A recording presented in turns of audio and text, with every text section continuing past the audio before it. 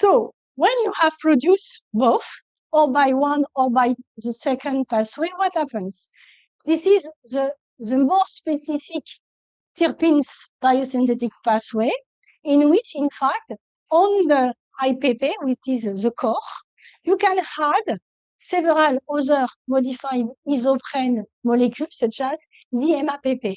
Or you put one, or you put two, or you put three, and by this way, you can create different precursors, such as geranyl diphosphate, farnesyl diphosphate, geranyl diphosphate. Yesterday, I showed you a slide where all of these intermediates are produced. And in fact, it is the second level, okay, of the pathway, because from geranyl diphosphate, all the monoterpenes can be produced. We have seen that there is a lot of monoterpenes. From farnesyl diphosphate, all the sesquiterpenes can be used, but you can have also addition between two farnesyl diphosphate to lead to triterpenes, okay? And it is exactly the same with geranyl diphosphate that can lead to all the diterpenes that we can find in the plant, but also, it is what I showed you yesterday, when you add two phytoene, for example, two diterpenes together, you create a tetraterpene, donc a first precursor of tetraterpene that can be also diversified after, depending of the activity. So it is one of the more complex metabolic pathway because there is so many different terpenes that depend of only these three first, okay, production. And in fact, you see, as they come from the two first precursor, the flux of each part of this pathway can be differentially, okay, expressed, means that depends on the plant. You may have more geranyl diphosphate, more farnesyl diphosphate, more geranyl diphosphate. And when we do some engineering process, okay, it's very important to have an idea of the flux of these three possibility of biosynthesis in order to have enough precursor. Okay. For example, some alkaloids that are monoterpene indole alkaloid, they need to be fed with a lot of monoterpenes. This could be important for alkaloid production. So this is, for example, a possibility of link. And when we want to produce alkaloid in an heterologous cells that have also possibility to produce this because it is ubiquitous, but we need to be careful that it will be, for this cell, possible to produce enough, okay, geranyl diphosphate to permit to an heterologous pathway to be expressed, or to be efficient to produce exactly what we want. So it's very important, this part of the terpene pathway. Here, it is exactly the summary of what I showed to you. Don't be worried, it's quite the same things. You have the two pathways that lead to IPP, and also this isomer, or you had 1, 2, 3 to lead to diterpene, monoterpene, and so on.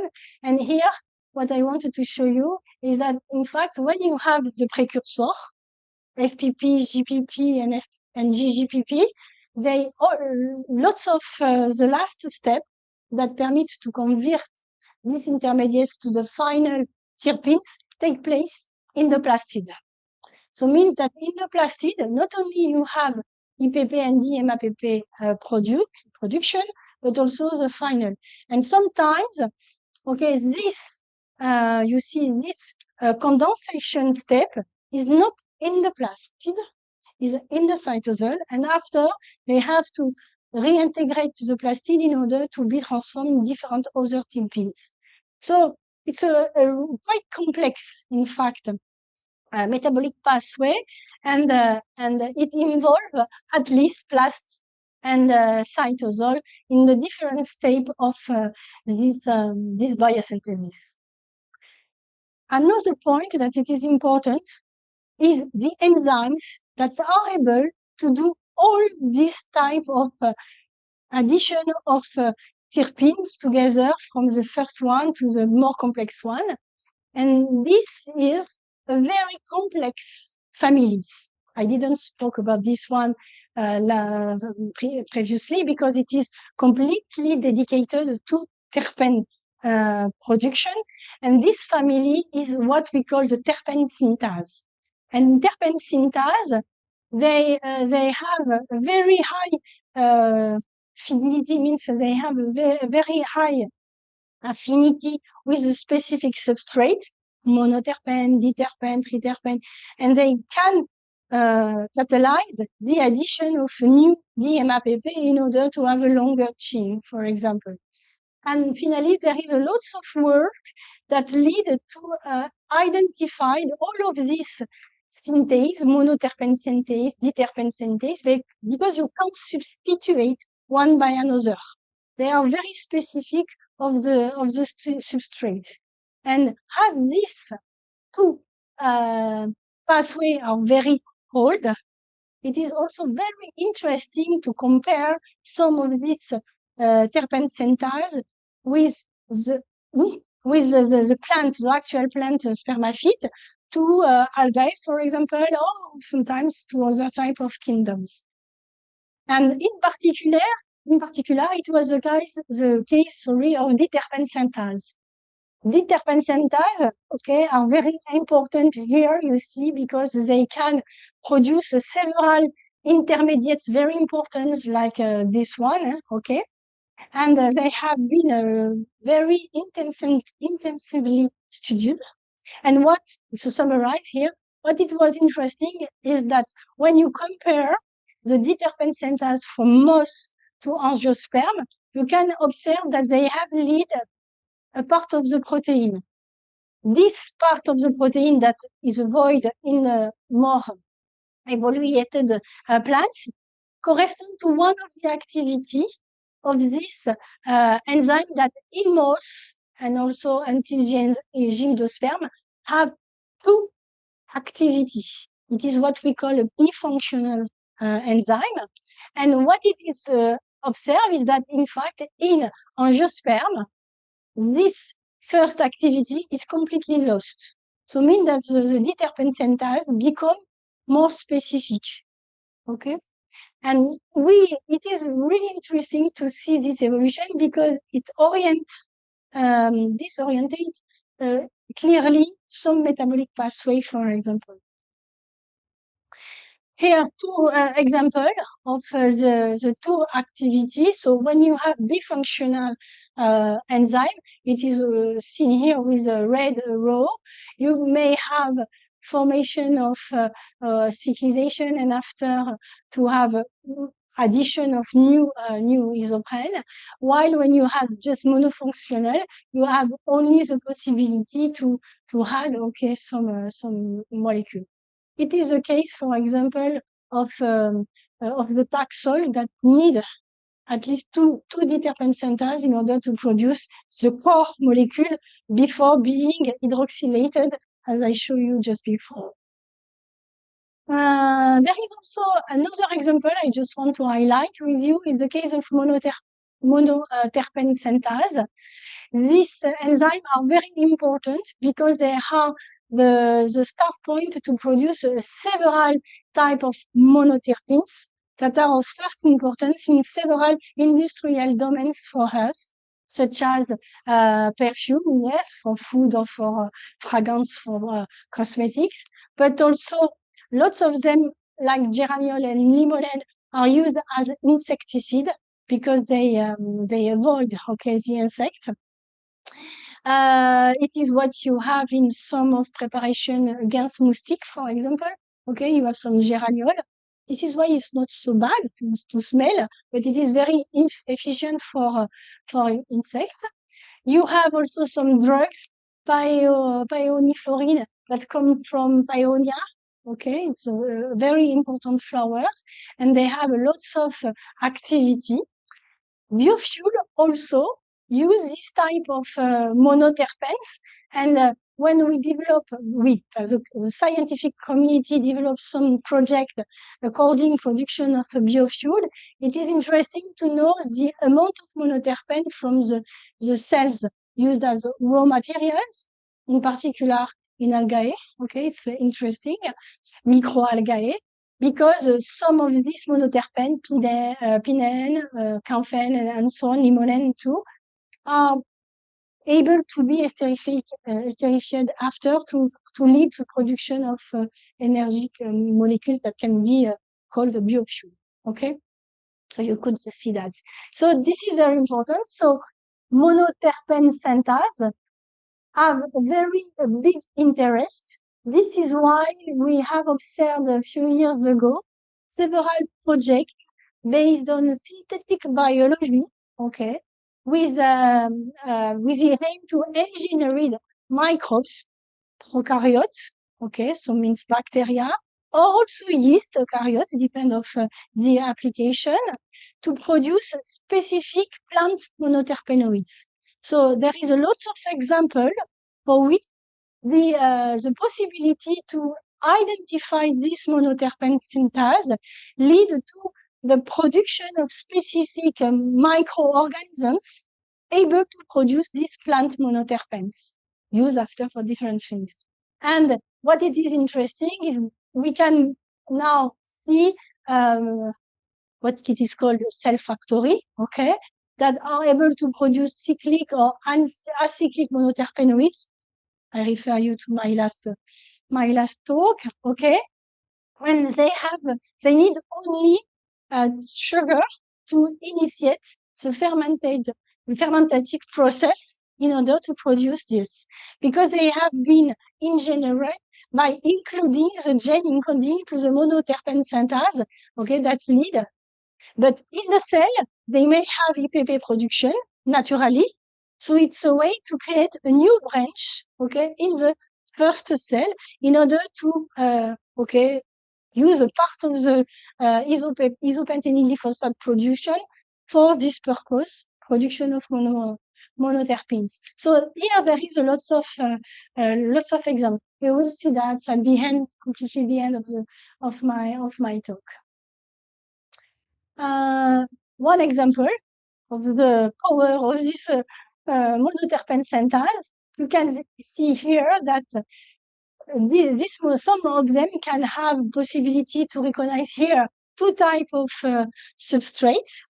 Okay, I said to you that they are really specific, but the specificity can be a little bit modified and can recognize two substrates. This is the case for this monoterpene synthase, and you see from this one they can catalyze production of two monoterpenes, two monoterpenes, and in this case they can produce 8 different other monoterpenes. So means that just with one monoterpene synthase, we can generate 10 different monoterpenes. So this is very interesting as developing this type of strategy of cell factory, heterologous cell factories, to produce this type of compounds. Okay, for her. This is just an example. And just to finish, because it's important also, it is the triterpene and sterol synthase. Triterpene synthase because they are at the origin of one of the most important terpenes for the life of cells is a sterol. And what it is interesting is that in fact they are responsible to make the first intermediates named squalene, okay, by the specific terpene trisynthase that it is the squalene synthase. Okay, you have 1, 2, and 3. Yes, triterpene means that you have 30 carbons. Okay, so it is a long carbon chain. Okay, that it is very important. And after this chain can be rearranged by epoxidation, for example, that can be lead to another type of molecule, functionalized, that can be after modified by a specific enzyme or specific part of the metabolic pathway. Here we are in the last part of the branch, okay, of the metabolic pathway. But it means that the intermediates can be also different from one plant to another plant, while EPP and DMAPP are present in all of them. So you have clearly the three phases, okay, of the metabolic pathway. So here it's only for you, okay. There is a lots of plants that come from different family, okay, of Angiospermus, from basal Angiospermus to the more, okay, diversified Angiospermus. What it is interesting here is you have the genome side, the gene account, how many genes do you have in the genome side? And also here you see there is some specific terpene synthase, prenyltransferase, MEF pathway genes, okay, that are responsible of production of lots of terpenes. What it is interesting to see is that in fact, even there is some modification of genome side, they are very variable. The number of genes, not on Asteracea because they have lots of copy of gene, but the number of genes may be quite okay in the same amount. But if we look at more precisely some specific genes, we can see that in fact from the basal angiosperm the number can increase a lot. Means that in fact even if it is some really important pathway, you may have some modification leading to specific terpenes in one family or in one species of plant in particular. What happens with alkaloid pathway? Okay. So here are the four family I showed you before. Sorry, okay. Here are the metabolic pathways, the general metabolic pathway I showed you before. So here with the different intermediates, aspartate, glutamate, tryptophan, or tranilate that come from Shikimate pathway.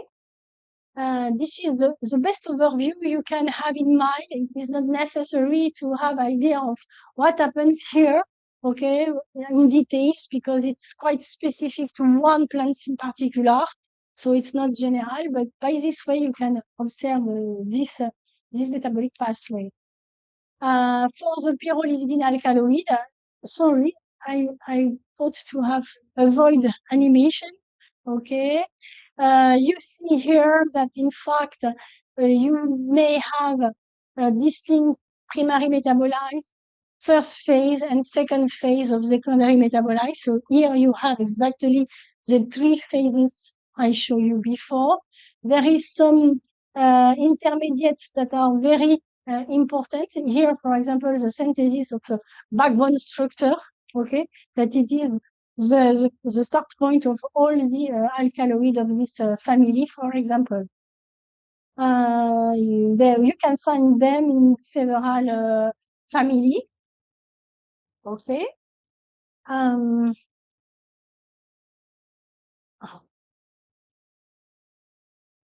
Sorry, what happens? I am always the same. Oh, okay. For the tropanalkaloid, it is exactly the same. Yes, this is what I already showed to you here. The first small part of the metabolic pathway with these intermediates that it is putrescine, okay, that lead to at least three different type of alkaloid. And if this is the formulation of putrescine, and you can see here that from this one, putrescine, you can have several different branch. This is the idea of involvement of the other enzyme I showed you before, okay, hydroxylase, oxygenase, and so on. And you may have different branch and sub-branch. As I say to you, it is just one example, because from this precursor, you may have a very large amount of different tropanalkaloids. Okay. scopolamine is one of the most important molecule because it is used as pharmaceutical today. Okay. Sorry for this. And why it is interesting is that in fact we have also seen some works aiming to produce this precursor in also microbes such as Escherichia coli, for example, that was published. But this was the first step of production at a biotechnological level, industrial level, of this scopolamine. All the scopolamine that are now used in pharmaceutical come from this type of production. This was possible because all the metabolic pathways have been identified. So we know exactly what are the genes we have to include in the microbe to enhance production of this specific metabolite instead of the metabolite produced naturally, okay, by the host cell, for example. So it was on microorganism prokaryote, which was interesting. Some works have been also done on yeast, with the idea that in yeast you have organization of cell. The cell is different, and also you can organize the metabolic pathway across the different organelles.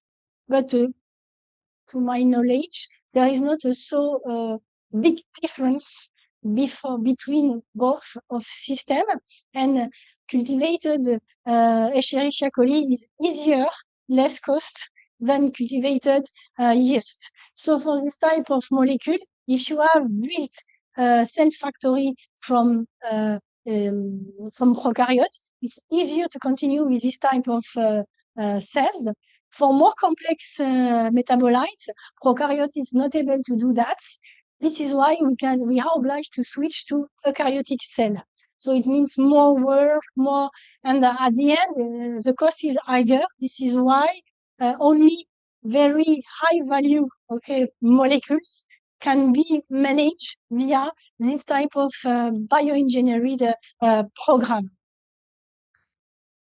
But it is interesting to compare, for example, both of the systems. This is the case with monoindole alkaloids. Here you have just small part of their biosynthesis. I said to you that it is a streptozidine that is the first intermediates that come from the condensation between the secologanine and the tryptamine. And what it is interesting is that, in fact, when we look at the metabolic pathway of, for example, some of intermediates of Incatarrhanthus of alkaloids, we can see that, in fact, there is all the type of enzymes I showed you before: glycosyl transferase, sesquiterpene synthase for producing the terpenes, secologanine. And after here you have a condensation and so on. It is a very now well-known biosynthetic pathway. And Incatarrhanthus roseus is well-known. I think it is the most well-known metabolic pathway because all the genes now have been characterized. But you see that streptozidine lead to several other molecules, also in Incatarrhanthus, but evidently in other plants. And these other products, even if they have been identified because they have some activity, we don't know the branch, the particular branch that lead from streptozidine to this particular, for example, vancomycin, that is also produced in Incatarrhanthus roseus. Not the same genotype, but they are also produced by these plants too. Yombin also, and so on, najmalicin, and so on. So means that, in fact, okay, when you know how to produce the intermediates, it's a good thing. But if you want to go until one of the end product of one of the sub-branch, you need to know all the steps, all the enzymes that are involved in this metabolic pathway. And this part is quite difficult to identify. And to develop an engineered process, it's a prerequisite to know exactly the metabolic pathway. Without this knowledge, you can do nothing, really. Yes, just because it is what we have done in my lab, just to show you, okay, that the metabolic pathway in Catharanthus roseus that lead from the first precursor GPP, you see here among terpenes, okay, and tryptophan here with the streptozidine synthase lead to production of streptozidine. You see there is a lot of steps, not only one or two, okay, at least here 10 genes, here just one.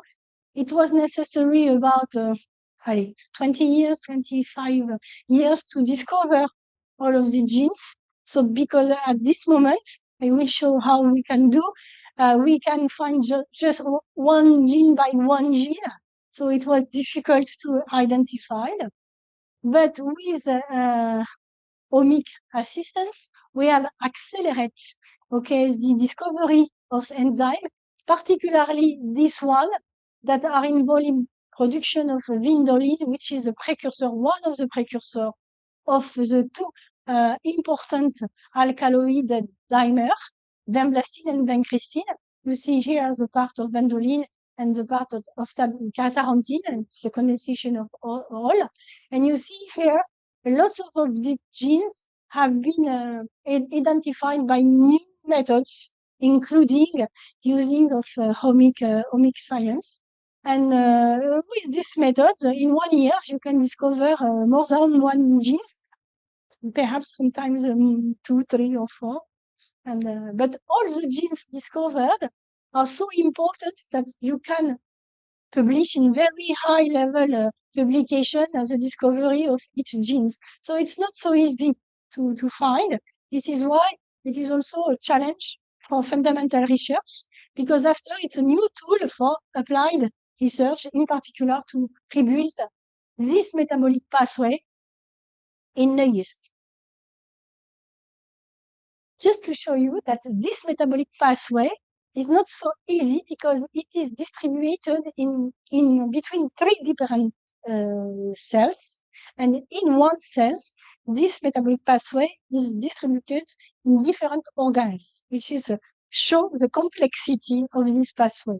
For example, in Catharanthus roseus here, you can see that the first step of the production of one of the first intermediates, named loganic acid, occur in a particular tissue named external phloem-associated parenchyma, means that you have the phloem, around the phloem you have some parenchyma, and it is in this type of cells that are produced the first intermediate of alkaloid production. Means that when they are produced, okay, they are after transfer to another type of cell, in particular to a leaf epidermis. So the cells that are just under the cuticle, and in the leaf, this loganic acid is taken charge by a new branch of the pathway, leading to the production, in particular, to tabersonine or to vindoline. And what it is interesting is that, in fact, this precursor can be also sent to the roots, but in roots, you have not the same enzyme. So the precursor can be also taken charge, but finally, the alkaloid produced in roots are completely different from the alkaloid produced in the leaf. This is also the difficulty, okay, to have an idea of how it is organized, okay, in the plant. So you can easily understand that when we have a so complex metabolic pathway, organization between different plant cells, organization between different organelles in each plant cell, it is quite difficult to imagine that only one cell culture can be able to produce vincristine and vinblastine. We have worked, not only my lab, but lots of lab, okay, 20 years ago about. We have worked a lot to generate plant cell culture that will be able to produce vincristine and vinblastine. In fact, it is impossible. We are able to produce some intermediates, but never the final product. So this is why, for example, with this type of complex alkaloids, we have shifted completely to bioengineered some host cells, such as yeast, for example, in order to reproduce part of the pathway or the entire pathway. So it is at the moment, I will show you that the next time. We have some yeast cells that are able to produce vindoline, one of the two precursors, and we were involved in a big project, a European project, and with our partner, we have built a yeast cells that are able to produce from the beginning to the end both caterantin and vindoline. So we are close to succeed to produce in the cell factories vincristine over blastine. This is a prototype, okay? So a proof of concept.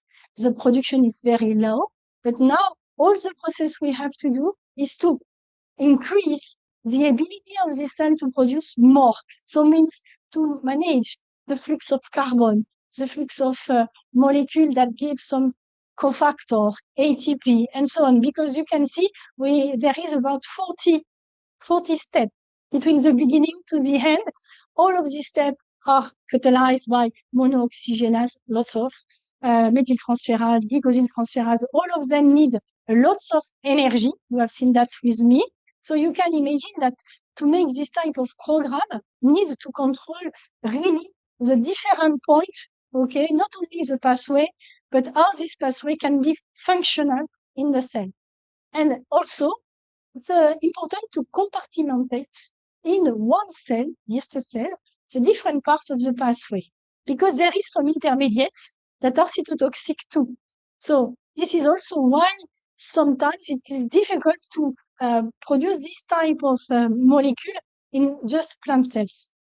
Okay, it depends on the complexity of the pathway.